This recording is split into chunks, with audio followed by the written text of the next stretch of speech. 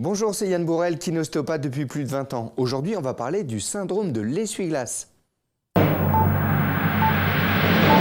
Salut Yannou, déjà est-ce que tu peux nous dire ce que c'est le syndrome de l'essuie-glace? Alors, le syndrome de l'essuie-glace, ou il a d'autres noms également, il s'appelle le syndrome du tractus iliotibial inférieur ou syndrome de la bandelette iliotibiale. Donc, différents noms pour décrire une douleur sur la face externe du genou lorsqu'on a une activité répétée, la course notamment. Lorsqu'on a une augmentation de charge très rapide, on peut avoir des douleurs qui vont jusqu'à l'arrêt du sport parce qu'on perçoit une brûlure sur la partie externe qui est des fois invivable. On a même du mal à marcher. Et cette douleur, elle est due à quoi? Alors, cette douleur, elle est due à une hyperpression sur la partie externe ici du genou, au niveau du condyle. Alors, pendant des années, on a pensé que c'était le frottement du tenseur du fascia lata, de cette bandelette fibreuse sur le condyle externe. Mais en fait, ce n'est pas vraiment ça, c'est une hypercompression. Globalement, ça ne change pas grand-chose, mais c'est une douleur donc, due à une hyperpression. Donc, il va falloir du coup travailler avec cette idée-là. Si la douleur est vraiment très forte, qu'est-ce que je peux faire directement? Alors tout de suite, évidemment, il faut s'arrêter. Il faut que tu arrêtes le sport pendant une semaine, 10 jours, des fois 15 jours. Tu vas glacer, tu vas mettre tout ce qui est en œuvre pour diminuer ta douleur. Tu vas voir que tu vas avoir du mal à marcher de toute façon. Donc il va falloir vraiment apaiser le feu que tu as sur l'extérieur du genou. Et est-ce que tu peux nous dire un peu ce qu'on pourrait faire seul chez soi pour aller mieux? Alors tout seul, qu'est-ce qu'on peut faire ? On peut aller travailler déjà avec des automassages. Des automassages où on va aller redonner de la mobilité au niveau du quadriceps, au niveau des ischios. Alors on peut utiliser plein de choses comme le foam roll, les balles de massage, le bâton de massage ou sinon avec vos mains, vous allez relâcher toute cette partie avec des pressions glissées, même des grosses pressions. On va aller travailler au niveau des triggers. Je vais vous montrer quelques techniques d'automassage. Soit avec la main entière, soit avec le poing. Voilà, tu vas masser fort les muscles. Voilà, super. Voilà. En haut, en redescendant. Avec la main, voilà, pétrissage. Tu peux aller décoller les tissus. Là, tu vas descendre. Voilà, les tissus qui accrochent. Ensuite, tu peux faire des petites vibrations. Voilà, toujours pareil. Ok, remonte bien.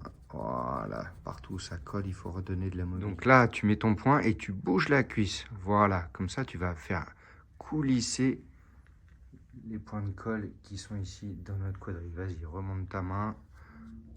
Super. Top. On peut également utiliser le pistolet vibratoire pour aller relâcher toutes ces tensions tissulaires sur la partie externe de la cuisse.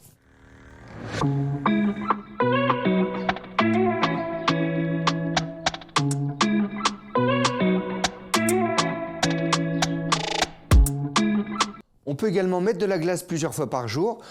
L'idée, c'est de mettre quelque chose qui va diminuer la douleur et diminuer l'inflammation.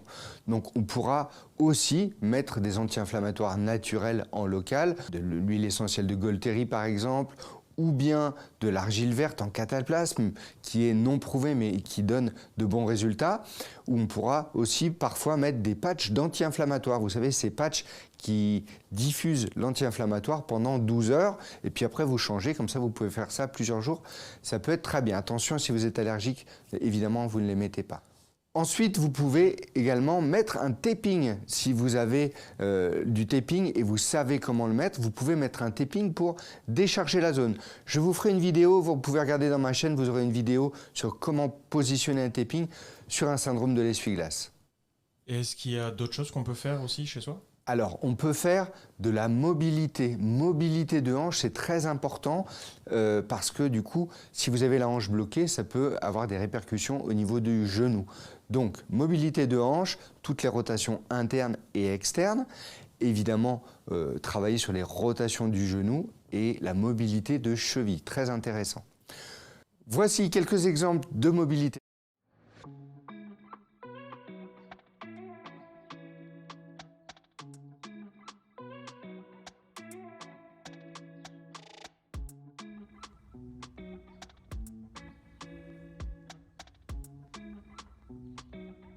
De plus, vous allez pouvoir faire des exercices. Alors, les exercices tout seul à la maison, On sait qu'il va falloir bien stabiliser le pied, donc bien travailler pour avoir un pied fort qui va encaisser les irrégularités du terrain, mais également travailler au niveau des muscles fessiers, travailler au niveau des ischios, travailler au niveau du quadri, en renforcement. Voici quelques exemples d'exercices que vous pouvez faire chez vous.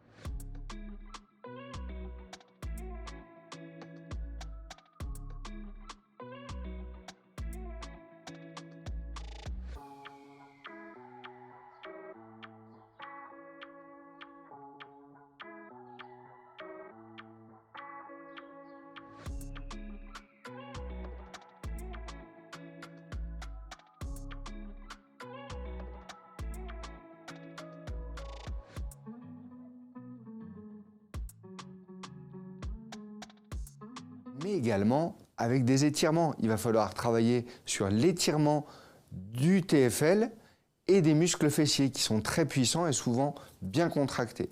Je vous partage des étirements qui sont très efficaces que vous pouvez faire chez vous.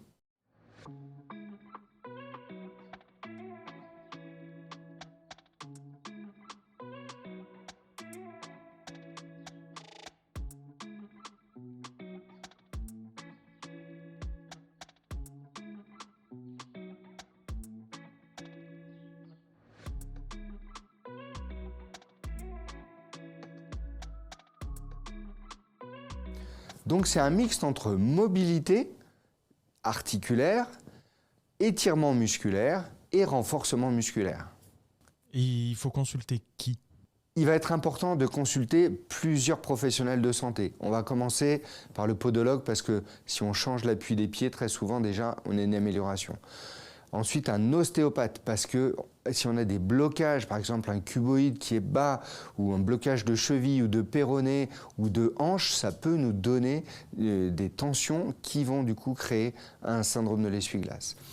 Également, vous pouvez consulter un masseur kinésithérapeute qui va travailler du coup avec des machines comme la T-Car-thérapie, le laser, le Game Ready par exemple, où on va axer la rééducation dans une première partie sur l'anti-inflammatoire et l'antidouleur. Ensuite, il va redonner de la mobilité tissulaire avec des techniques comme le scrapping, comme le pistolet vibratoire, comme les ventouses, comme le crochetage, comme il va travailler sur les triggers, peut-être même faire du dry needling ou utiliser des ventouses. L'important, c'est de faire relâcher ces tensions tissulaires au niveau de la cuisse et de décongestionner le condyle externe.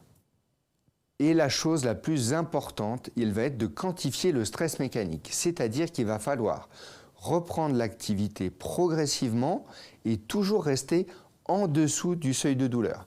Il faut rester à peu près une douleur qui est à 3 sur 10, d'accord? Il va falloir remonter tout doucement le nombre d'impacts que vous allez faire, toujours en évaluant cette douleur. Donc il faut toujours tout noter sur un petit cahier, combien de pas j'ai fait, quel terrain j'ai utilisé et combien j'ai eu de douleurs.